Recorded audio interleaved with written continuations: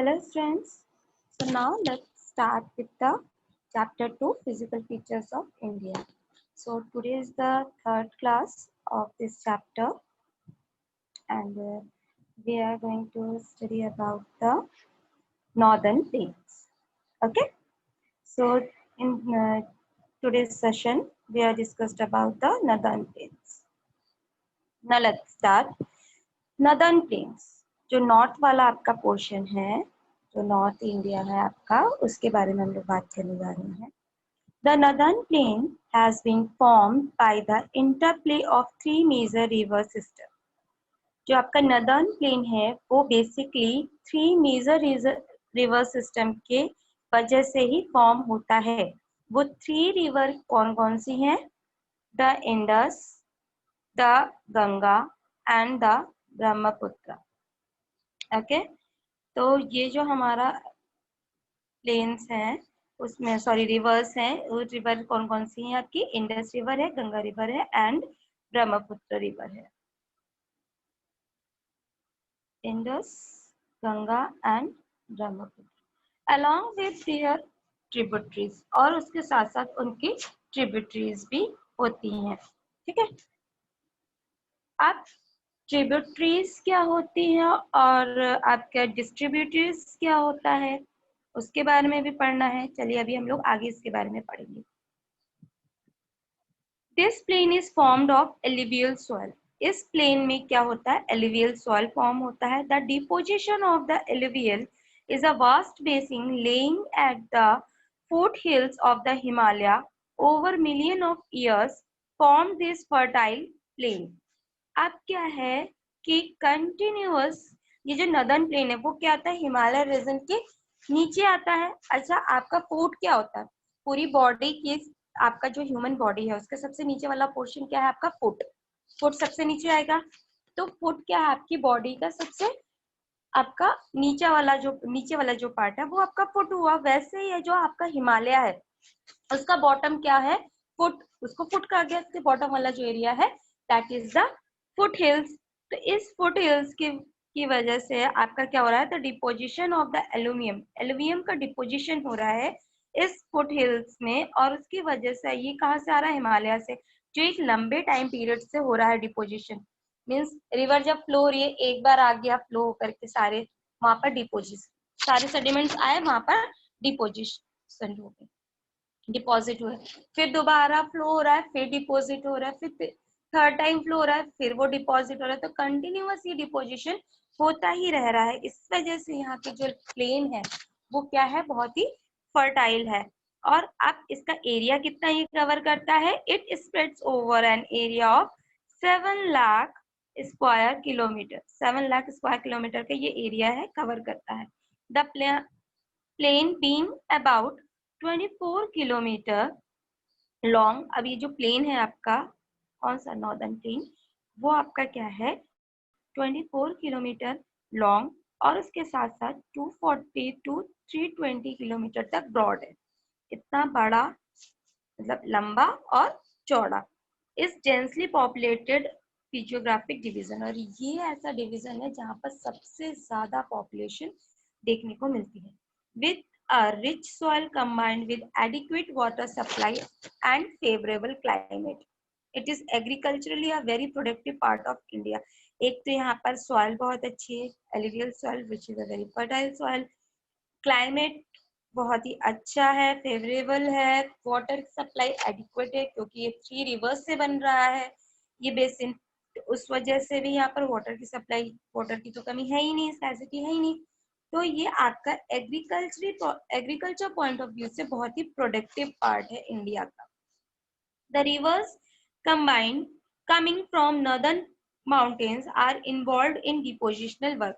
जो रिवर्स है वो आपका नॉर्दर्न माउंटेन से आता है और उसमें डिपोजिशनल वर्क में भी ये इन्वॉल्व रहता है. मीन्स अपने साथ साथ जो सेडिमेंट्स लेकर के आ रहा है उनको ये डिपॉजिट भी कर रहा होता है यहाँ पर. In the lower course, due to gentle slope, the velocity of river decreases with result in the formation of riverine islands. अब धीरे धीरे क्या हुआ? ऊपर से नीचे आ रहा है ना. आपका ये माउंटेन है, माउंटेन से वाटर रिवर फ्लो हो रहा है, उसके बाद वो प्लेन में आ रहा है. तो ऊपर आपका क्या हो रहा है, स्पीड से आ रही है रिवर, और नीचे आकर के जब वो प्लेन में आ जाती है तो इसकी स्पीड क्या हो जाती है, कम हो जाती है। जैसे स्पीड स्लो हो रही है तो रिवर की जो वेलोसिटी है वो भी डिक्रीज करने लग जा रही है, और इसका रिजल्ट क्या निकल रहा है, रिवर लाइन आइलैंड्स का फॉर्मेशन हो रहा है। अब देखिए डू यू नो में क्या दिया गया है, Majuli. Majuli is in the Brahmaputra river is the largest inhabited riverine island in the world.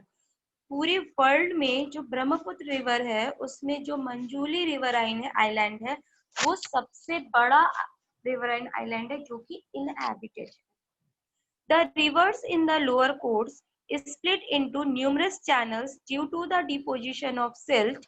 These channels are known as distributaries.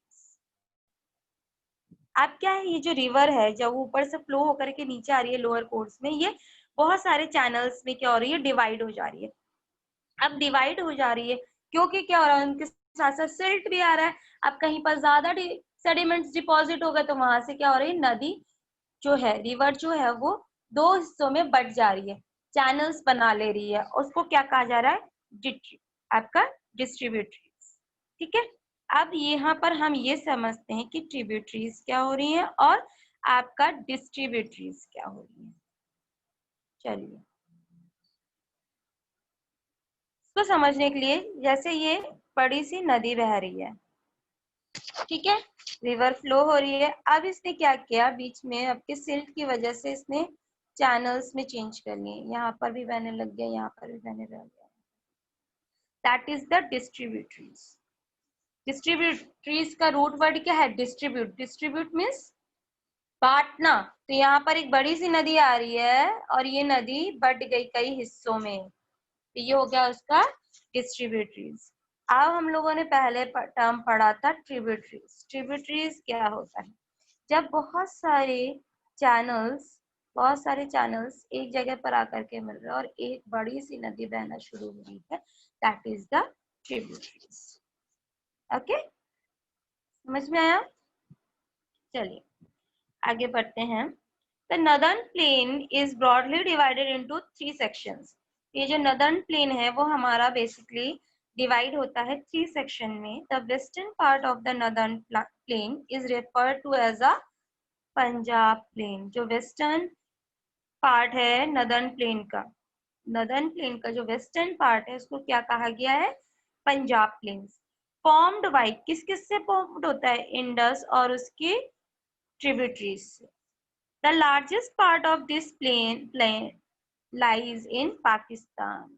अभी हम लोग पीछे जब मैप पढ़ेंगे, अभी एक मैप क्रॉस हुआ था ना कल के सेक्शन में, मैंने आपको बताया था, तब हम लोग इसको पढ़ेंगे।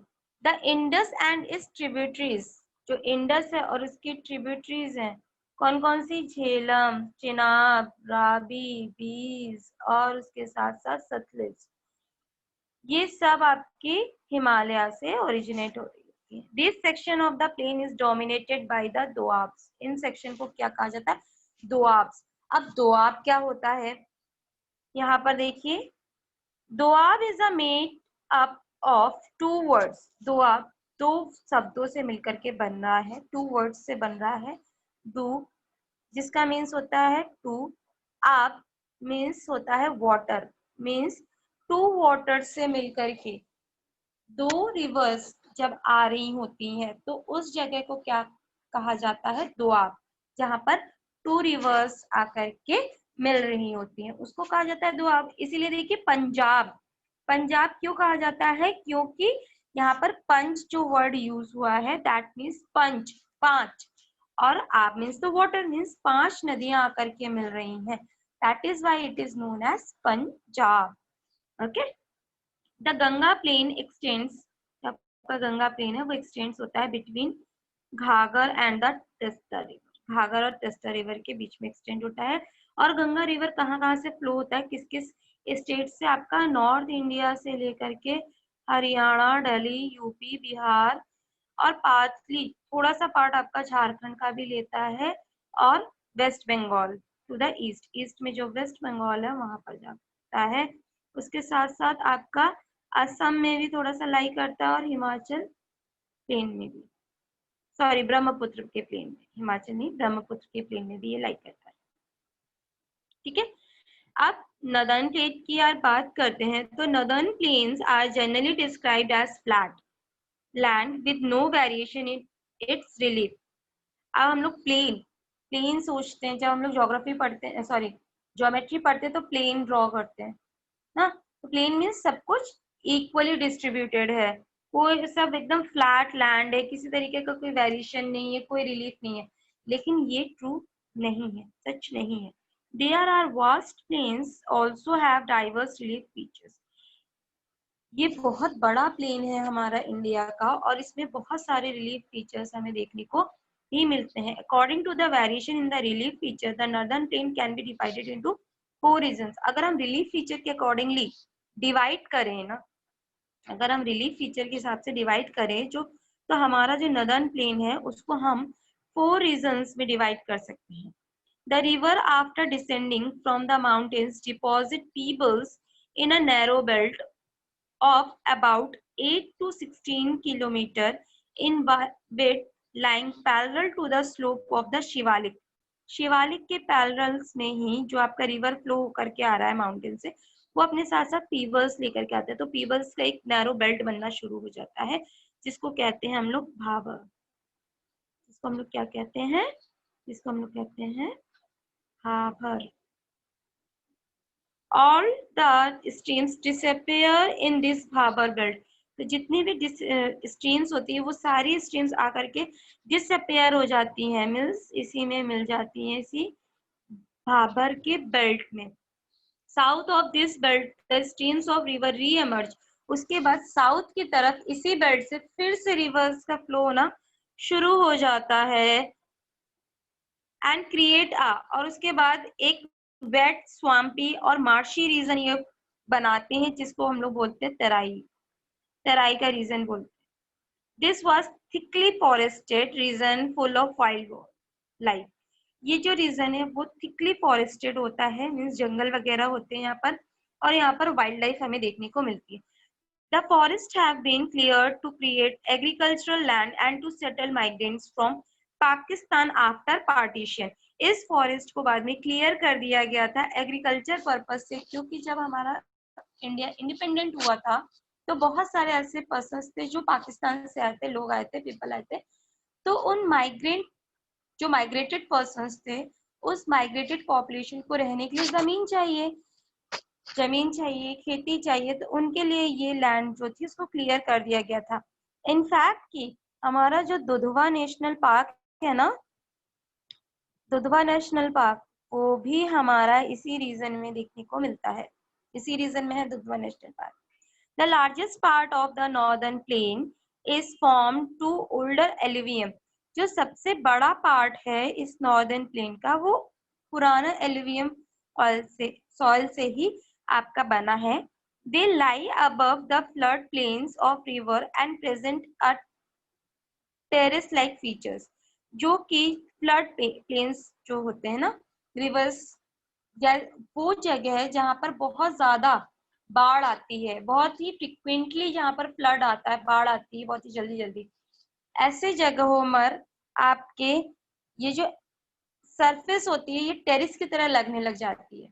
जैसे टेरिस होता है ना हम लोग का, उसी टेरिस की तरह एकदम प्लेन दिखती है ये जगह, और इसको क्या कहा जाता है आपका भांगर, और इस पोर्शन को कहा जाता है आपका भांगर। अब अगर हम लोग आगे बात करें, the soil in this region, इस रीजन में, कौन से रीजन में, भांगर वाले region, the soil in this region contains calcareous deposits locally known as kankar. इस रीजन में जो सॉइल है आपकी वो अपने साथ साथ कुछ आपके छोटे छोटे से स्मॉल कैल्शियम वाले, मतलब ऐसे उनके रॉक्स के पार्टिकल्स होते हैं जिसमें कैल्शियम का कंटेंट ज्यादा होता है, उनको क्या कहा जाता है, कंकड़। The newer deposits of the flood plains are called khadar. जो नया आपका डिपॉजिट्स हो रहा है ना, मीन्स देखिए क्या होता है, पानी आए, रिवर फ्लो हो रही है, डिपॉजिट किया, चला गया, आगे बढ़ गई, उसके बाद दोबारा जब फ्लड आया, एक बार फ्लड आया, वहां पर सारे सॉइल को उसने डिपॉजिट किया, सेडिमेंट्स को डिपॉजिट्स किया, उसके बाद फ्लड, बाढ़ आई, चली गई। फिर दोबारा जब बाढ़ आती है तो वो फिर से अपने साथ साथ सेडिमेंट्स को लेकर के आती है और वहां पर आकर के डिपॉजिट करती है। तो अब उस ओल्डर सेडिमेंट के ऊपर एक नया सेडिमेंट चढ़ गया है ना, उसी को कहा जाता है khadar. They are renewed almost every year, ये हर साल रिन्यू होता है। And are so fertile thus ideal for intensive agriculture, और इतना फर्टाइल होता है ना ये कि वो फिर आपका इंटेंसिव एग्रीकल्चर के लिए बहुत ही अच्छा माना जाता है।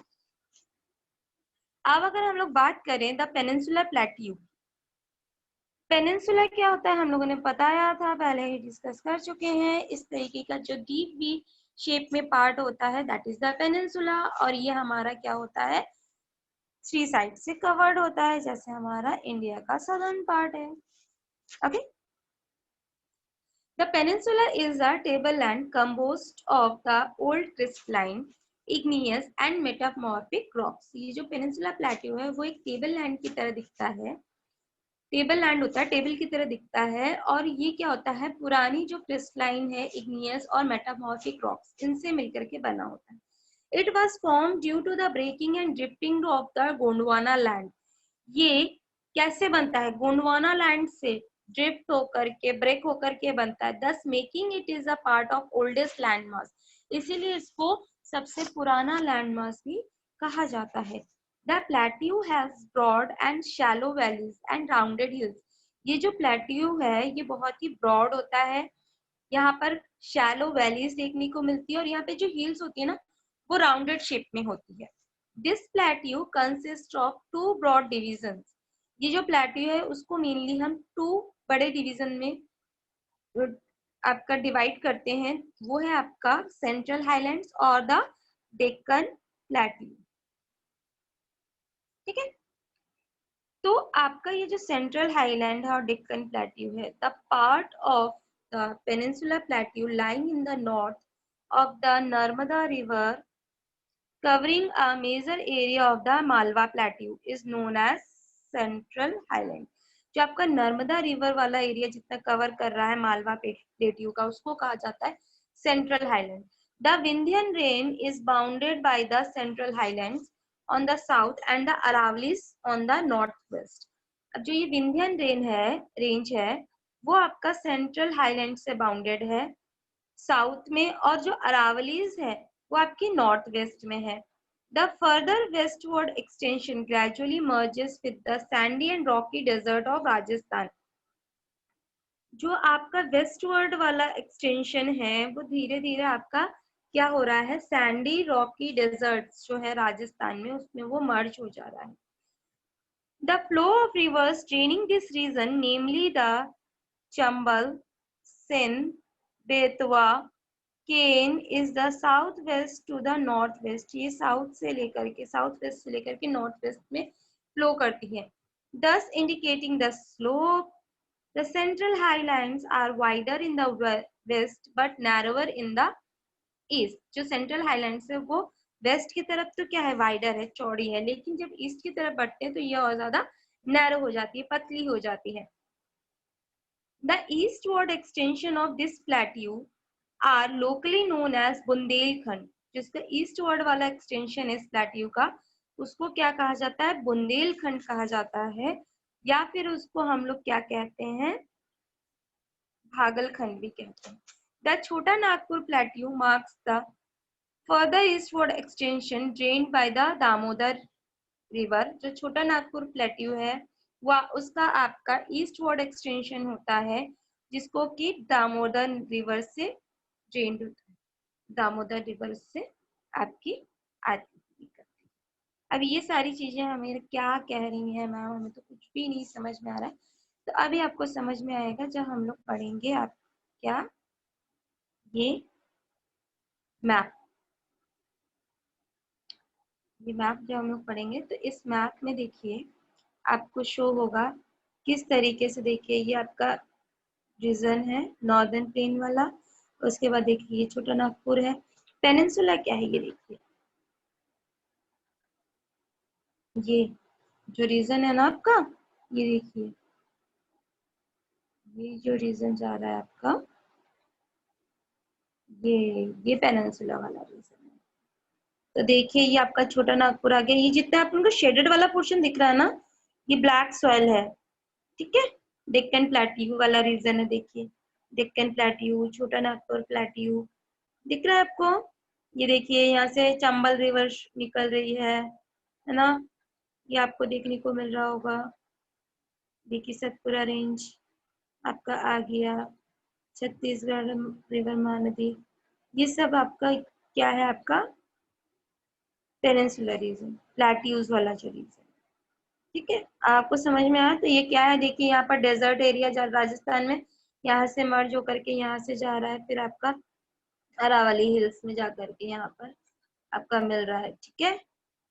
समझ में आया। चलिए आगे बढ़ते हैं।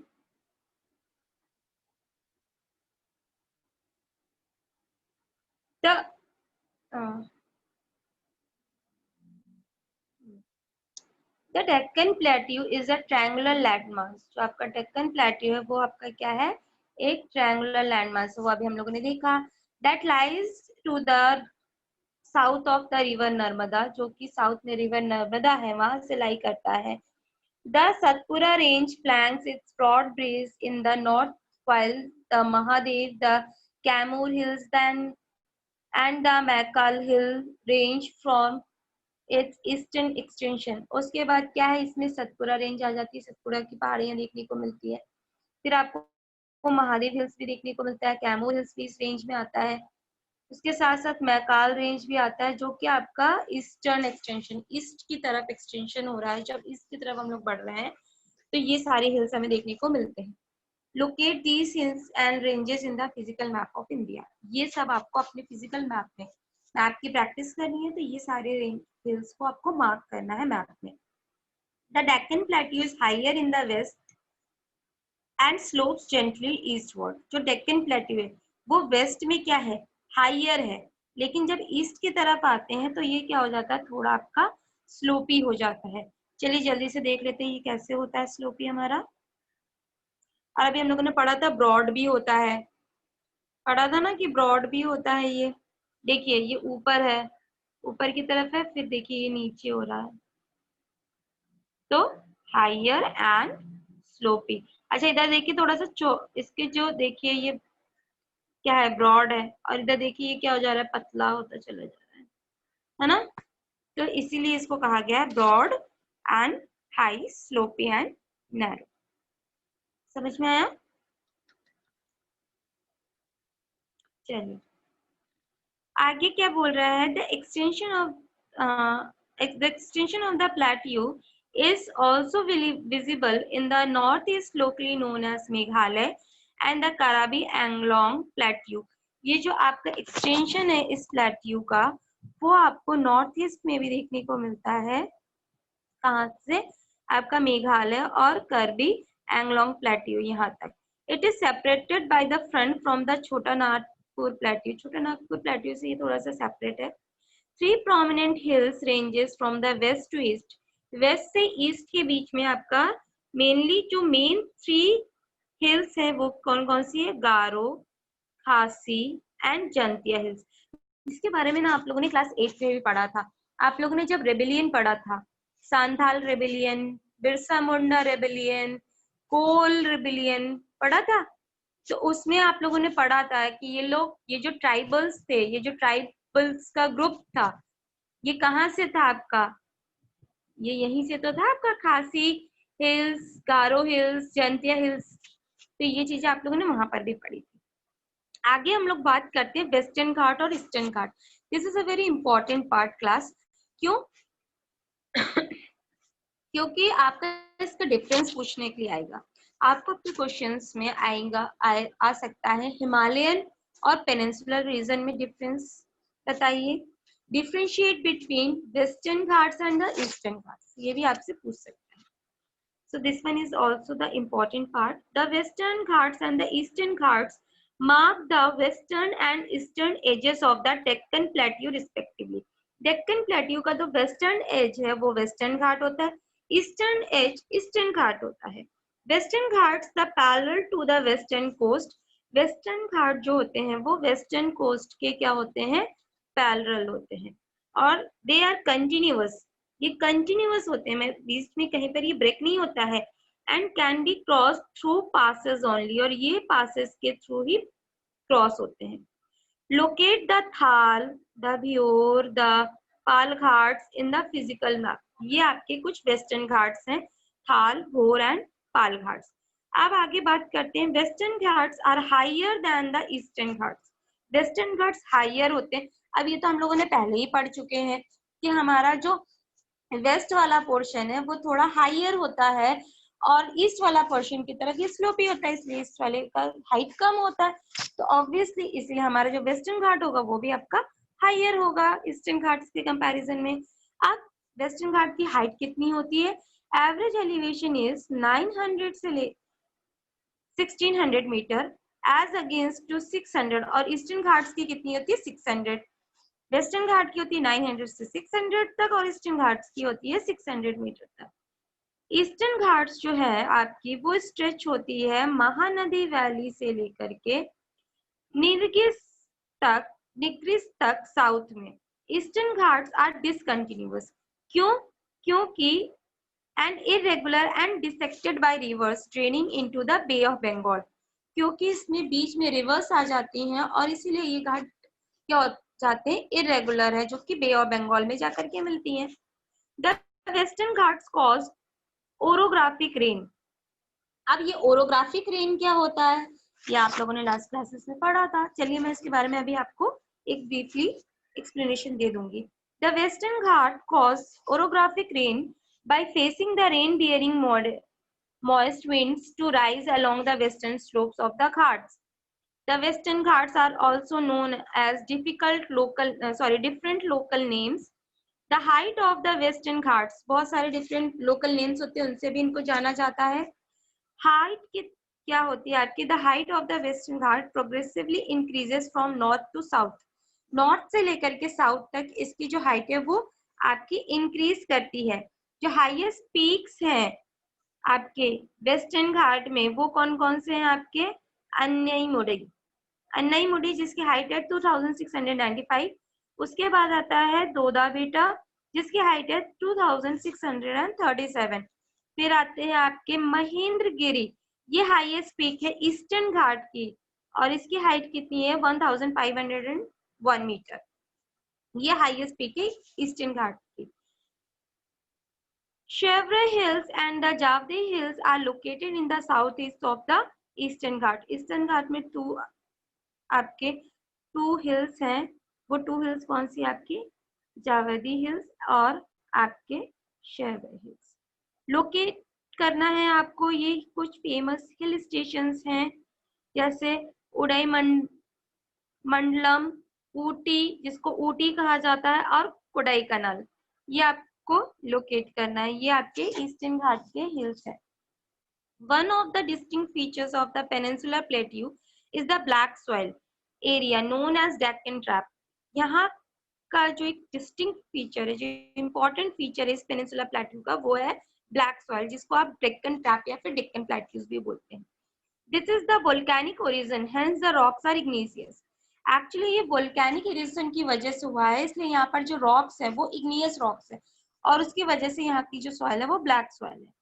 Actually, these rocks have denuded over time and are responsible for the formation of black soil. Denuded means erode हो रही थी, खत्म हो रही थी, means टूट रही थी, ब्रेक हो रही थी, इसीलिए ये black soil के formation के लिए responsible है। The Aravalli Hills lie on the western and north western margin of, जो अरावली हिल्स है वो आपके वेस्टर्न और नॉर्थ वेस्टर्न मार्जिन में आता है पेनिनसुला प्लेट्यू के। These are highly eroded hills, ये जो हिल्स है वो बहुत ही ज्यादा हाईली इरोडेड हिल्स है और ब्रोकन हिल्स है, कुछ ब्रोकन हिल्स भी यहाँ पर देखने को मिलती है।